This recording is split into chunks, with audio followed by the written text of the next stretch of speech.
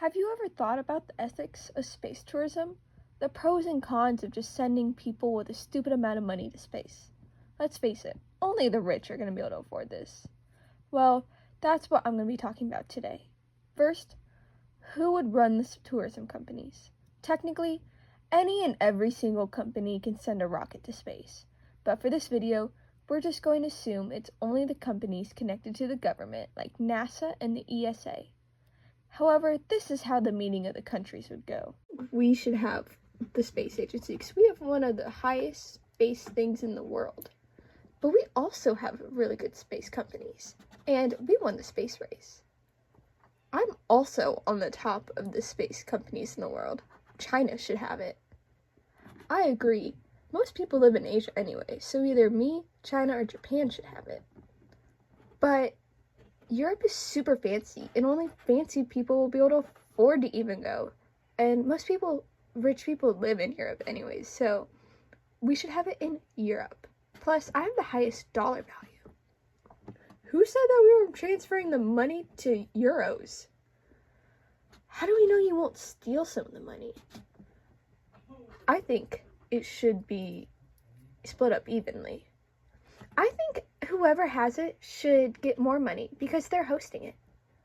I think whoever builds the spaceship should get the most money. What if we all put it in a pot and randomly get whatever given to us? What about this, guys? What if we just make our own space agencies? Then what's stopping you from not giving us materials to build our spaceships? We'll just make ours cheaper so more people come to our country for space travel. Well, that's not fair. Yeah, there most likely wouldn't be an agreement on anything. And technically, if they do decide to split up and do their own thing, it would not be against any rules.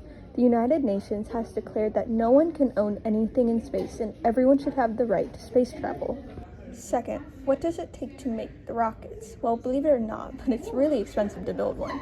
For practicality, it makes sense to use reusable rockets, so we don't have to build a new one for every trip. According to the National Security Technology Accelerator, it is actually cheaper to build reusable rockets. But by cheaper, it is still $62 million to $2 billion to build. And guess who's going to be paying for it? That's right, taxes. Taxes would rise for everyone, and not just the people who are going to space. But there are some pros to this. If we do invest in space tourism, jobs would open up. According to MISE, a money website, in 2022, 22 million jobs were in the tourism industry. Adding space travel to the industry would increase the job openings. There would need to be more engineers, travel assistants, planners, advertisers, and so much more. If we stick to the government being in control of these programs, then the country's economy would rise. It has been proven multiple times that adding tourism boosts a country's GDP. Examples of this are Egypt, Spain, and India. But this is space we're talking about, not countries, you might be saying. And you're right. It's not going to be like Big Ben, where any and everybody can visit. Luckily, I have a solution to this. Tours. People take tours of companies. Schools can take field trips, old people can walk around. This would increase the people traveling to see the rockets, thus making it another tourist attraction for those who are too poor to actually go to space.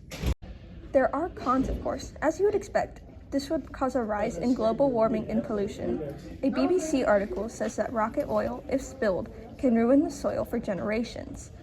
Building the parts of the rockets would cause problems with digging them from the ground. Most of the materials, like titanium and aluminum, come from caves. Shooting the rockets would also cause problems. The blast-off could cause excess carbon to be added into the atmosphere, and the heat could cause holes to be formed in the ozone layer. There's also the issue of space debris. There's already a lot of trash in space. Every rocket launched adds more and more trash floating up there. There's also the issue of expanding science. We would no longer be able to afford the missions that would help us.